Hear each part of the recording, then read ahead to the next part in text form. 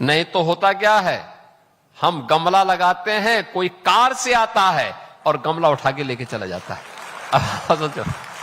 Car से, अरे जितना कार का तेल लग रहा है उसमें से नया नया गमला भी ले सकते थे, लेकिन ये चोरी का एक नया मॉडल हो गया। लेकिन ये तो इतना महंगी कार,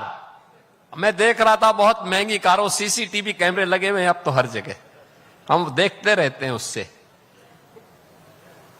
और पता लगा कि वो महंगी कार 2.5 करोड़ की कार से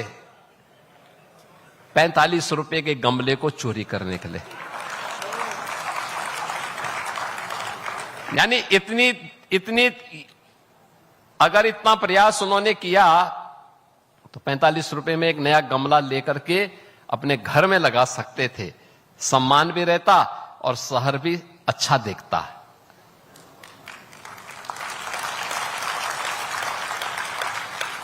एक बार तो मेरे मन में आया था कि उसकी फोटो मैं चौराहे पर लगाऊं,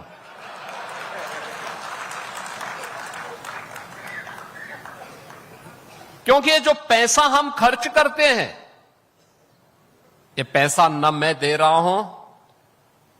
न वित्त मंत्री जी अपने पास से दे रहे हैं, न ए.के. शर्मा जी अपने पास से दे रहे हैं, ये जनता जनार्दन का पैसा है और हम उसको केवल उचित नियोजन कर रहे हैं। जनता का पैसा जनता के लिए और जनता के हित में खर्च होगा, यही मोदी जी का विजन है, यही मोदी जी की प्रेरणा है, और इसी का परिणाम है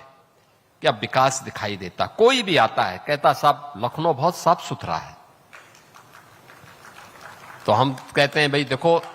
जब सरकार की कार्य पद्धति साफ सुथरी होती है, जब नगर निगम ने पूरे लखनऊ को अपना परिवार माना और पूरी कार्यकारिणी एक साथ लगी,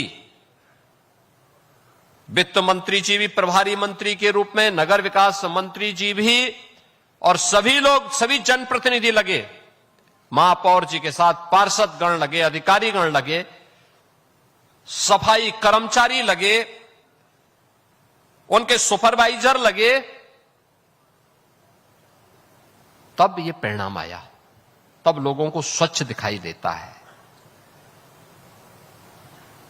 तब लोगों को अच्छा दिखाई देता है। और लखनऊ ने वह सब करके दिखाया भी है। आप देखो ना, यही लखनऊ था, हमने राष्ट्र प्रेरणा स्थल जहां पे बनाया है,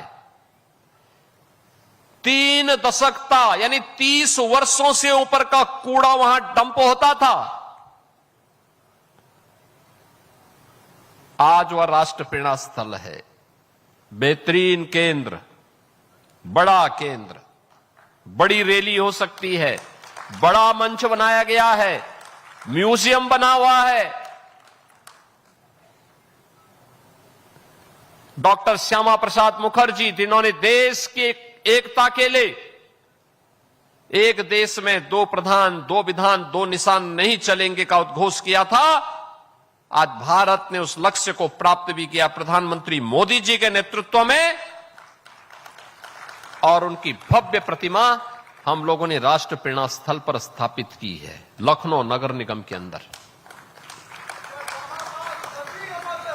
गरीब तक शासन की योजना का लाभ पहुंचे, अंतिम पायदान पर बैठे हुए गरीब को। आप सोचो, 2017 के पहले समाजवादी पार्टी की सरकार में एक भी गरीब के लिए मकान नहीं स्वीकृत हुए थे। हम लोगों ने 17 लाख से अधिक गरीबों को एक आवास उपलब्ध करवाए हैं, 17 लाख से अधिक गरीबों को नगरीय क्षेत्र में, और बहनों और भाइयों ग्रामीण क्षेत्र में भी कुल मिलाकर के 65 लाख गरीबों को एक आवास। हमने चेहरा नहीं देखा, उसकी जाति नहीं देखी, उसका क्षेत्र नहीं देखा, उसका मत और मजहब नहीं देखा, हमें तो प्रधानमंत्री जी ने एक ही बात कही कि देश के अंदर केवल 4 जाति है, एक गरीब है, एक किसान है, एक महिला है और एक युवा है। इन चारों को ध्यान में रख करके हमने अपने कार्यक्रम को आगे बढ़ाया।